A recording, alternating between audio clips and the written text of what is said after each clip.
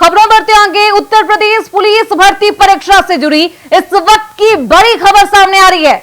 UP police भर्ती परीक्षा में महिला कांस्टेबल ने गड़बड़ी की है। एसटीएफ ने महिला कांस्टेबल को गिरफ्तार किया है। एसटीएफ ने कांस्टेबल को घर से गिरफ्तार किया है। कांस्टेबल के पास से मोबाइल में 5 एडमिट कार्ड मिले हैं। मामले में सपा सरकार में मंत्री रहे यासर शाह पर एफआईआर दर्ज किया गया है। पेपर लीक की अफवाह फैलाकर वसूली का आरोप लगा है। तो जहां एक तरफ पुलिस प्रशासन लगातार सख्ती के साथ परीक्षा को संपन्न करवाने में लगी है, वहीं कांस्टेबल के मोबाइल में 5 एडमिट कार्ड मिले हैं।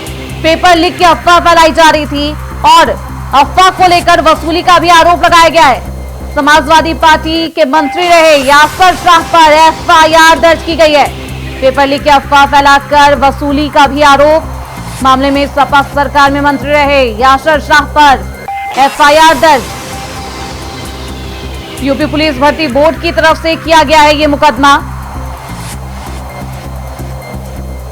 तो लगातार पुलिस भर्ती परीक्षा को लेकर पुलिस प्रशासन सख्त है ताकि किसी भी तरीके से पेपर लीक ना हो और पेपर लीक जैसी घटनाओं को अंजाम ना दिया जा सके। लेकिन इस बीच समाजवादी पार्टी के मंत्री रह चुके यासर शाह पर अफवाह फैलाने का आरोप लगाए और एफआईआर भी दर्ज की गई है।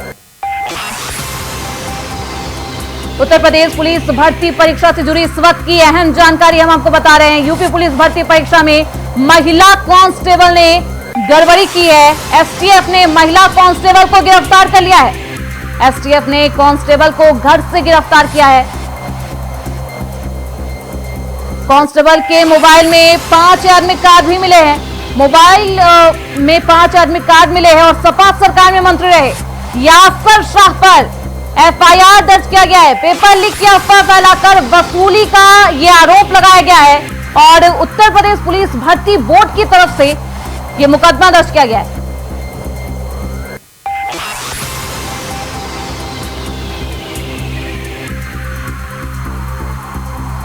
तो इस खबर पर ज्यादा जानकारी के साथ अवनीश मनी त्रिपाठी हमारे संवाददाता गोरखपुर से जुड़ चुके हैं। सीधे रुख करते हैं उनकी तरफ। अवनीश, जहां एक तरफ पेपर लीक को रोकने के लिए पुलिस प्रशासन सख्त कदम उठा रही है, वहीं दूसरी तरफ महिला कांस्टेबल को गिरफ्तार किया गया इस पूरे मामले में। जी, गोरखपुर बासगांव की रहने वाली एक महिला कांस्टेबल को जो है यूपी एसटीएफ ने गिरफ्तार किया है उसके घर से। महिला की पोस्टिंग श्रावस्ती में है। महिला के मोबाइल फोन से लगभग 5 एडमिट कार्ड पाए गए हैं, जिसमें महिला उनको अपना रिश्तेदार बता रही है। वहीं एक युवक जो है वो दिल्ली से आया है और युवक का जो ड्राइवर है, साथ ही उसका जो पर्सनल गनर है, ये तीनों अन्य लोगों को भी यूपी एसटीएफ ने साथ में गिरफ्तार किया है। बात ये भी आ रही है कि जो दिल्ली से लड़का आया है वो गोरखपुर अभ्यर्थियों से पैसा लेने आया था, ऐसी बात आ रही है। अगर वहीं आधिकारिक पुष्टि की बात करें तो ऐसा भी कोई बयान नहीं आया है। वहीं यूपी एसटीएफ की टीम जो है लगातार मामले की जांच में जुड़ी हुई है और जांच कर रही है। बिल्कुल, और ये भी आरोप लगाया गया है यासर शाह पर, उनके खिलाफ एफआईआर भी दर्ज की गई है। एक तरफ समाजवादी पार्टी ये कहती है कि पेपर लीक जैसी समस्याओं को बंद कर देना चाहिए, पूर्णतः ये खत्म हो जाना चाहिए, बच्चों के भविष्य का सवाल है। वहीं दूसरी तरफ सपा सरकार में मंत्री रह चुके यासर शाह पर पेपर लीक की अफवाह फैलाने का आरोप लगाया, उनके खिलाफ एफआईआर भी दर्ज की गई है। जी, उनके खिलाफ मुकदमा दर्ज किया गया है। वहीं अगर हम गोरखपुर की बात करें तो गोरखपुर एसएसपी खुद जो है कुल 55 सेंटर बनाए हैं गोरखपुर में। लगभग सभी सेंटरों पर गोरखपुर एसएसपी मौके पे पहुंचे और खुद निरीक्षण किए। यहाँ तक कि बच्चों के मोबाइल फोन, जूते, घड़ी, रक्षाबंधन, सारे चीजों को उतरवा करके एक एक करके बारीकी से जांच की गई है।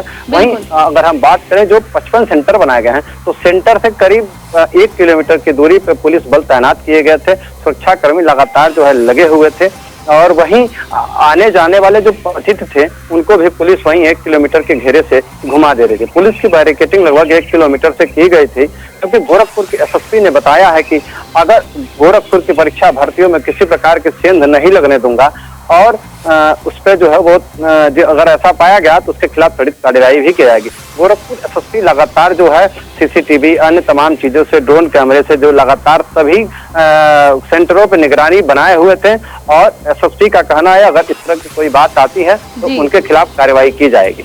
बिल्कुल, लगातार पुलिस सख्ती बरती हुई है ताकि इस तरीके की कोई घटनाएं ना हो, गड़बड़ी जैसी कोई भी समस्या और बच्चों के भविष्य के साथ खिलवाड़ ना किया जा सके। लेकिन उसके बावजूद ऐसी घटना जब सामने आती है तो पुलिस प्रशासन भी सख्ते में आ जाता है। बिल्कुल, लेकिन क्या समाजवादी पार्टी के मंत्री पर इस तरीके का जो एफआईआर दर्ज किया गया है, समाजवादी पार्टी की तरफ से कोई कुछ बयान भी सामने आए?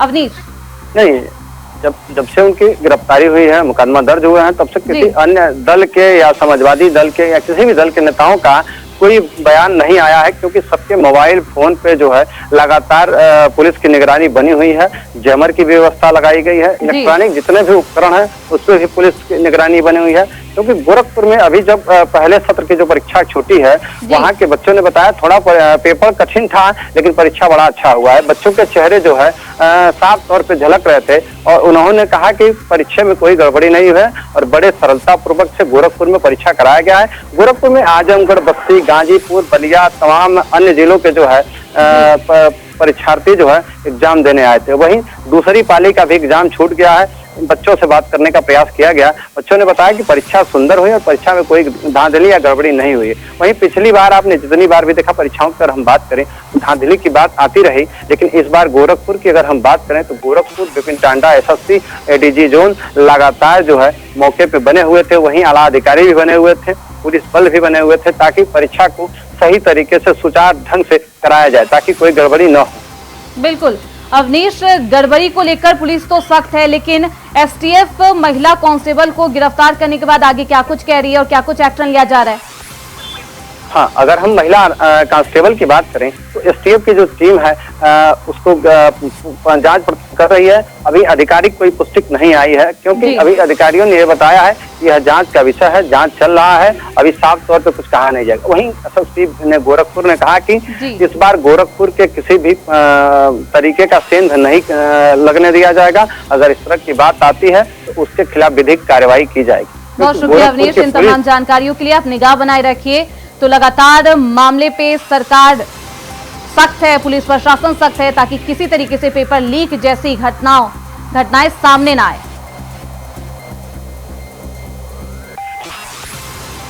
रुकेंगे छोटे से ब्रेक के लिए, फौरन लौटेंगे।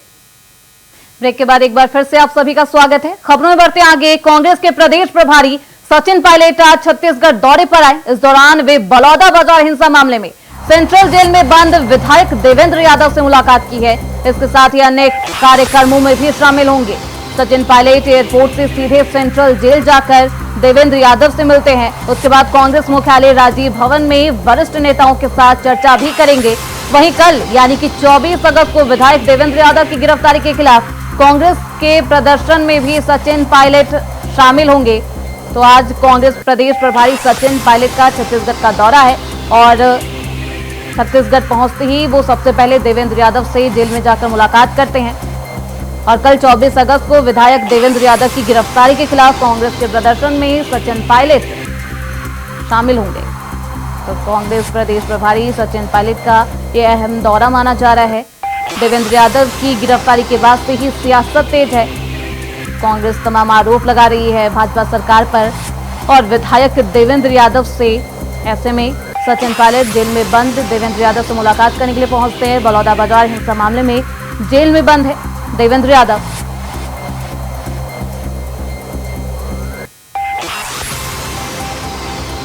तो हमारे साथ हमारे सहयोगी इस खबर पर ज्यादा जानकारी के साथ जुड़ चुके हैं। मनोज शुक्ला रायपुर से हमारे साथ जुड़ चुके हैं। सीधे रुख करते हैं उनकी तरफ। मनोज, आज सचिन पायलट देवेंद्र यादव से मुलाकात करते हैं, क्या कुछ मुलाकात के बाद वो बताते हैं और क्या कुछ अहम जानकारी सामने आ रही है इस मुलाकात को लेकर? क्योंकि आपको बता दूं कि आज सचिन पायलट जो रायपुर पहुंचे हैं और एयरपोर्ट से सीधे वो सेंट्रल जेल रायपुर पहुंचे और जहां पर बलौदाबाजार हिंसा में बंद विधायक देवेंद्र यादव से मुलाकात की है। तो उसके बाद जो है उनके साथ जो है पीसीसी चीफ दीपक बैठ और नेता प्रतिपक्ष जो चरणदास महंत भी साथ में थे। और आपको बता दूं कि इससे पहले भी चरणदास महंत और दीपक बैठ पीसीसी चीफ जो है देवेंद्र यादव से मुलाकात जो पहले भी कर चुके हैं। आज वो फिर सचिन पायलट के साथ जो है सेंट्रल जेल भी पहुंचे। साथ में उन लोगों ने और उनके साथ तमाम कई नेता जो है आज एक चीज महत्वपूर्ण चीज देखने को मिली कि आज जो कांग्रेस के नेता में बगावत की बू आ रही थी, आज सब एक साथ दिखे। ये बड़ी बात सामने निकल कर आई और जेल में मिलने के बाद सचिन पायलट बाहर मीडिया से चर्चा के दौरान उन्होंने राज्य सरकार बीजेपी की जो सरकार है छत्तीसगढ़ में उसके ऊपर तीसरा फोड़ते हुए कहा कि ये सब राज्य सरकार अपनी नाकामी छुपाने के लिए नेताओं को टारगेट कर रही है। हम लोग ये लड़ाई सड़क तक ले जाएंगे।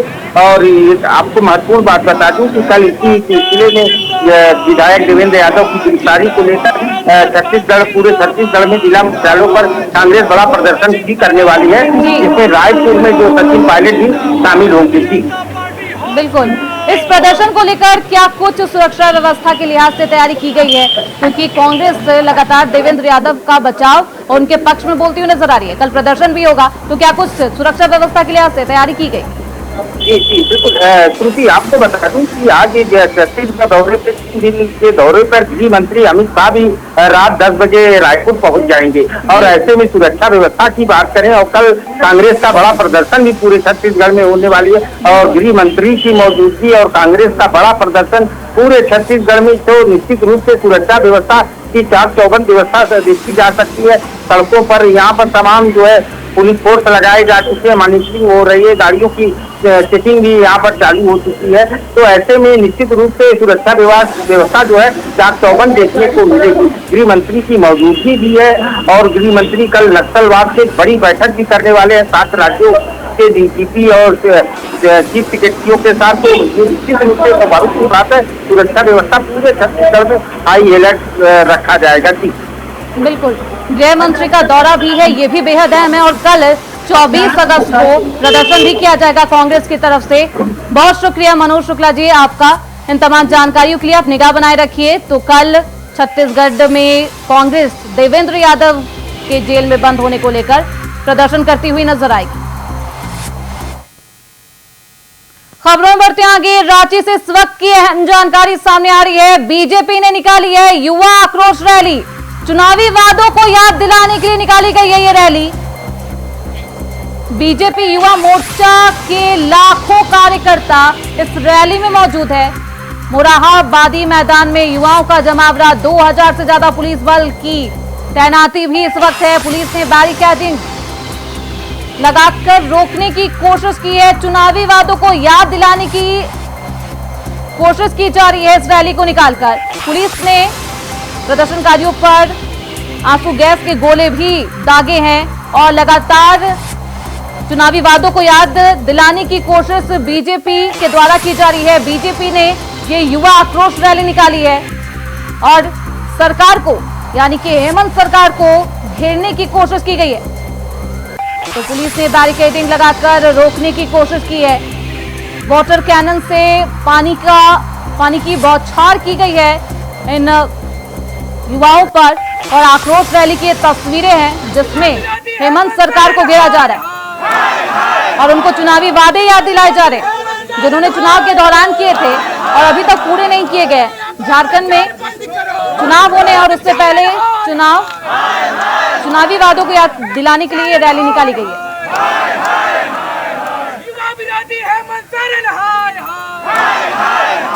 तो हमारे साथ अजय कुमार पांडे रांची से जुड़ चुके हैं, सीधे रुख करते हैं उनकी तरफ। अजय, एक तरफ चुनाव होने, दूसरी तरफ ये आक्रोश रैली, किस तरफ अब युवाओं का जो संदेश, ये युवा रैली में किस तरफ युवाओं का संदेश जाएगा और इस आक्रोश रैली का उद्देश्य भी क्या है?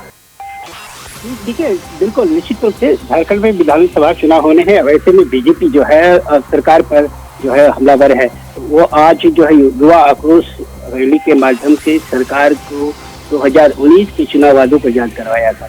और मोरहाबादी मैदान में आज राज्य के विभिन्न हिस्सों से लगभग 1 लाख से अधिक लोग पहुंचे थे। हालांकि पुलिस ने कई जगह बैरिकेडिंग कर उन तमाम कार्यकर्ताओं और युवाओं को रोका गया, लेकिन फिलहाल फिर भी उस परिस्थितियों में भी कई लोग वहां पहुंचे और मंच का साझा किया। वैसे मंच की साझा करते हुए और साझा मुख्यमंत्री यानी प्रदेश अध्यक्ष बाबूलाल मरांडी अभी मंच को संबोधित ही कर रहे थे, तो वैसे में पुलिस जो है गोली छोड़े तो और भागदौड़ मच गई और विरोध शुरू हो गया। वैसे में लगातार विरोध की स्वर देखते हुए पुलिस ने वाटर कैनन का गोली का आंसू गैस छोड़े गए। तो लगातार प्रकार की जो माहौल अराजकता की स्थिति जो बन गई राजपथ जानिब है।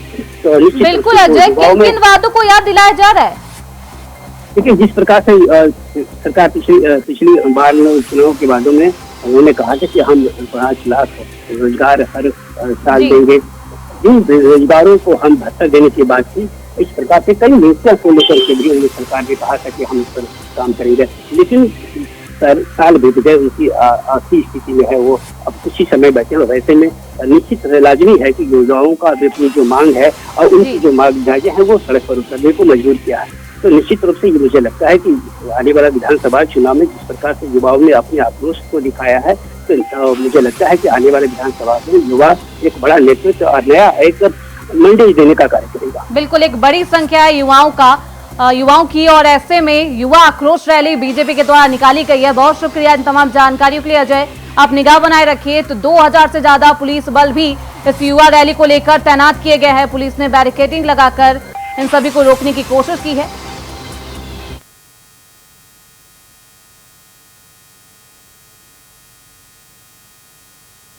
फिलहाल इस बुलेटिन बस इतना ही। देखते रहिए इंडिया वॉइस।